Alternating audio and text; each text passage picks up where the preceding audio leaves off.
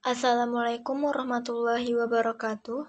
Izin kepada ibu dan teman-teman semuanya. Sebelumnya izin memperkenalkan diri. Perkenalkan, nama saya Rafa Ferdagani dengan NIM 23231023. Saya perwakilan dari kelompok 8.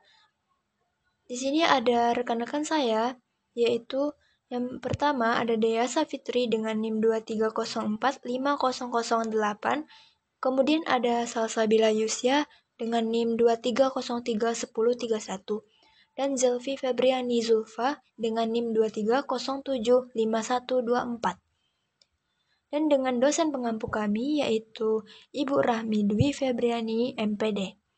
Nah, di sini kelompok 8 akan mempresentasikan materi tentang lanjutan dari jenis-jenis layanan BK. Yang pertama yaitu ada pengertian jenis layanan BK. Di sini BK adalah proses bantuan yang dilakukan oleh konselor kepada peserta didik. Mengenal dan memahami dirinya, mengembangkan potensi secara optimal, menyelesaikan masalah pribadi, sosial, belajar, ataupun karir. Nah, tujuan umum BK yaitu membantu siswa mengatasi masalah yang menghambat perkembangan, kemudian meningkatkan kemampuan siswa dalam mengambil keputusan. Yang terakhir yaitu meningkatkan kemandirian dan tanggung jawab pribadi. Di sini saya akan menjelaskan sedikit paparan dari tujuan umum BK, yaitu membantu siswa mengatasi masalah yang menghambat perkembangan. Jadi di sini setiap siswa mungkin mengalami hambatan dalam belajar atau kehidupan sosial. Nah, di sini BK membantu mereka mengatasi hambatan ini agar bisa tumbuh dan berkembang secara sehat. Kemudian dengan meningkatkan kemampuan siswa dalam mengambil keputusan, di sini siswa diajarkan bagaimana membuat keputusan yang tepat dalam berbagai situasi, baik dalam hal belajar, memilih teman, atau menentukan masa depan. Tujuan yang terakhir yaitu dengan meningkatkan kemandirian dan tanggung jawab pribadi. Nah, di sini BK mendorong siswa agar lebih mandiri, tidak bergantung pada orang lain dan mampu bertanggung jawab atas tindakan serta pilihannya sendiri. Sekarang kita masuk pada jenis-jenis layanan BK. Di sini ada 5 jenis layanan BK, yaitu lanjutan dari jenis layanan BK yang sebelumnya. Keenam, yaitu layanan bimbingan kelompok. Layanan bimbingan kelompok adalah proses pemberian bantuan yang dilakukan secara kelompok oleh guru BK ataupun konselor untuk memberikan informasi, wawasan, pemahaman, dan keterampilan tertentu guna membantu peserta didik mengembangkan dirinya secara optimal.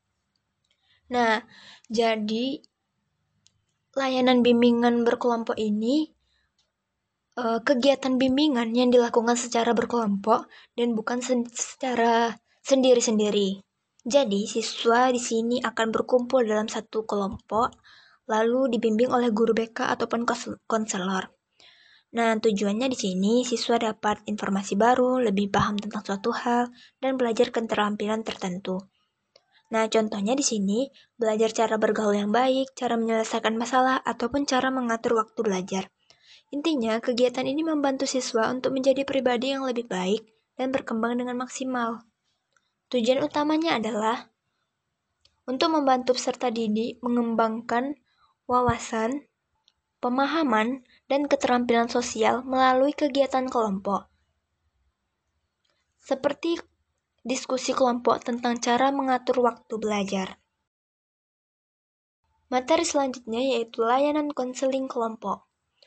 Layanan konseling kelompok adalah suatu proses bantuan psikologis yang diberikan oleh konselor kepada sekelompok individu yang biasanya berjumlah 3-10 orang yang memiliki permasalahan tertentu yang sejenis, dengan tujuan membantu mereka memahami dan mengatasi masalah tersebut secara lebih efektif melalui dinamika kelompok.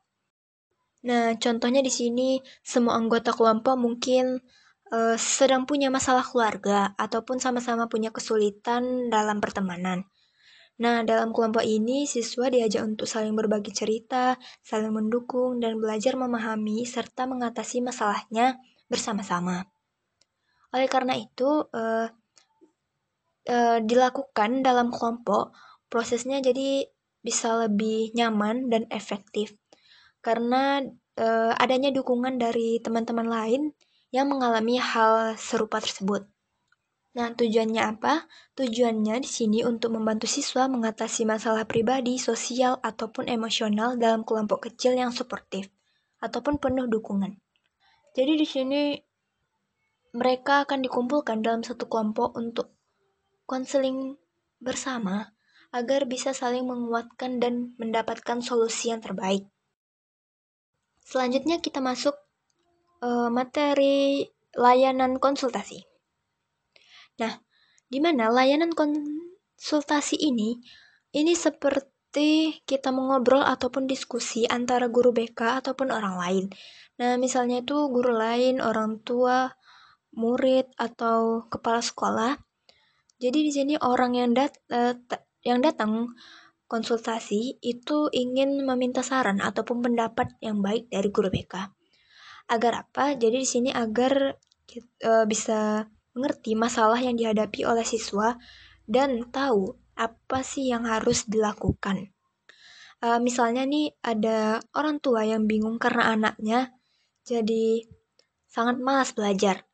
Kemudian orang tua itu datang menemui guru BK untuk sekedar mengobrol ataupun menanya-nanya hal kenapa anaknya begitu dan bagaimana cara agar anak itu dapat bantuan ataupun ingin anaknya itu termotivasi supaya anak tersebut semangat lagi dalam hal belajarnya.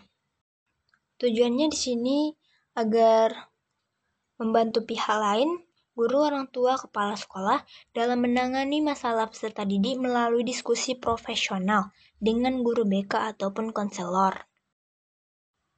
Nah, selanjutnya itu kita masuk pada layanan mediasi.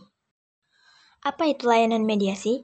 Layanan yang memungkinkan pihak-pihak yang sedang dalam keadaan saling tidak menemukan kecocokan menyelesaikan permasalahan dan memperbaiki hubungan mereka.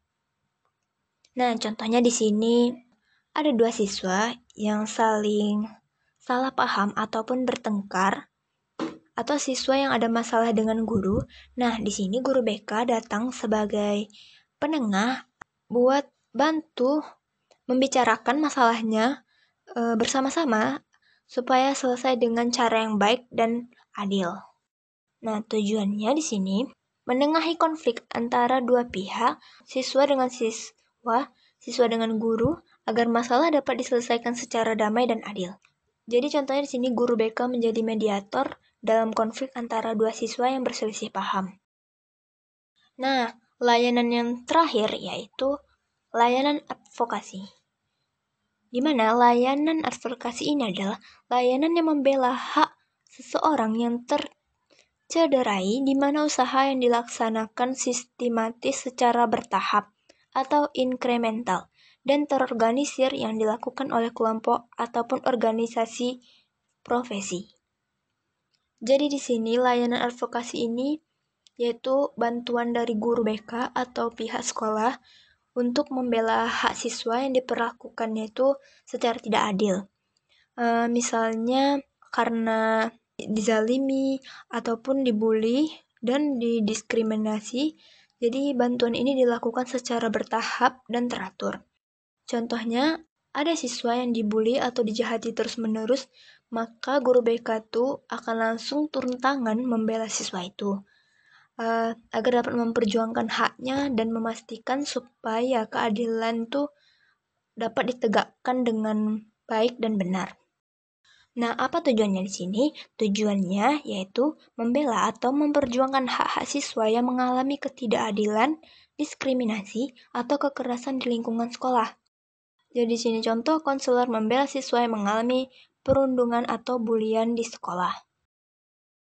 Nah, kesimpulan yang dapat kami ambil dari kelompok 8, di sini jenis-jenis layanan bimbingan dan konseling ataupun BK merupakan bagian penting dalam membantu peserta didik untuk mencapai perkembangan yang optimal baik secara akademik, pribadi, sosial maupun karir. Jadi setiap layanan ini memiliki fokus dan pendekatan yang berbeda agar sesuai dengan kebutuhan individu ataupun kelompok. Jadi, intinya layanan BK itu dirancang untuk mendukung siswa agar bisa berkembang secara menyeluruh. Nah, sesuai dengan masalah atau kebutuhannya masing-masing. Baiklah, hanya itu materi yang dapat kelompok 8 sampaikan. Sekian presentasi dari kelompok 8, kurang dan lebihnya mohon dimaafkan. Saya tutup dengan wassalamualaikum warahmatullahi wabarakatuh.